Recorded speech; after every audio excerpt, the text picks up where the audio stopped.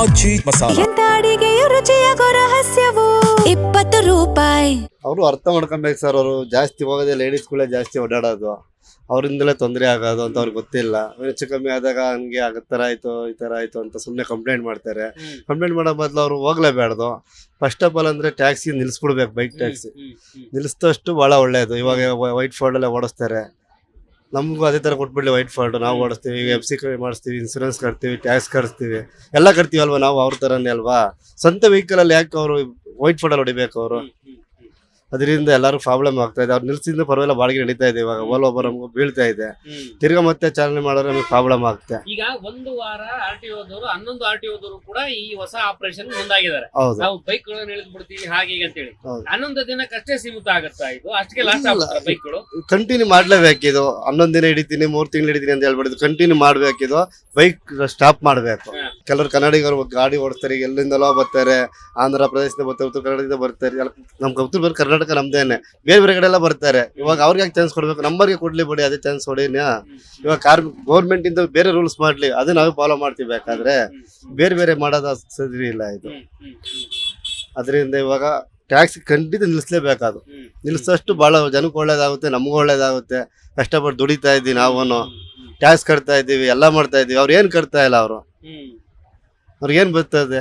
ಈಗ ಈ ವಲಸಿಗರ ಜಾಸ್ತಿ ಆಗಿದ್ದಾರೆ ಅನ್ನುವಂಥದ್ದಿದೆ. ಹೌದು, ಅವರೇ ಬಂದೇ ಬೈಕ್ ಗಳನ್ನ ಜಾಸ್ತಿ ಓಡಿಸ್ತಾರೆ. ಹೌದು, ಅವರೇ ಬರೋದಿಲ್ಲ. ಕನ್ನಡ ಬರೋದಿಲ್ಲ, ಒಂದು ಅಡ್ರೆಸ್ ಗೊತ್ತಿಲ್ಲ, ಲೊಕೇಶನ್ ಹಾಕೊಂಬರ್ತಾರೆ, ಮಾಡ್ತಾರೆ.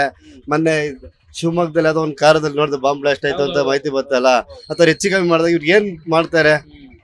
ಈಗ ಅವನು ಕಾರೊಳಗಡೆನೆ ಸೂಸೈಡ್ ಮಾಡ್ಕೊಂಡಾನೆ ಅವನು. ಸಿಕ್ಕಿದ್ರಿ ಬೇರೆ ಮಾಹಿತಿ ತಿಳ್ಕೊಂಬೋದಾಯ್ತು ನಾವು. ಅವ್ರ ಹತ್ತೆಲ್ಲ ರೆಡಿ ಆಗಿರ್ತಾರೆ. ಇವ್ರಿಗೆ ಏನು ಅಂತಾನೆ ಗೊತ್ತಿಲ್ಲ. ಇವ್ರಿಗೆ ಏನೋ ಒಂದು ಬಂದ ಕೊಟ್ಟ ಓಡ್ಸೋಣ ಬಿಡೋ ಅನ್ನೋ ತರ ಮಾಡ್ತಾ ಇದಾರೆ.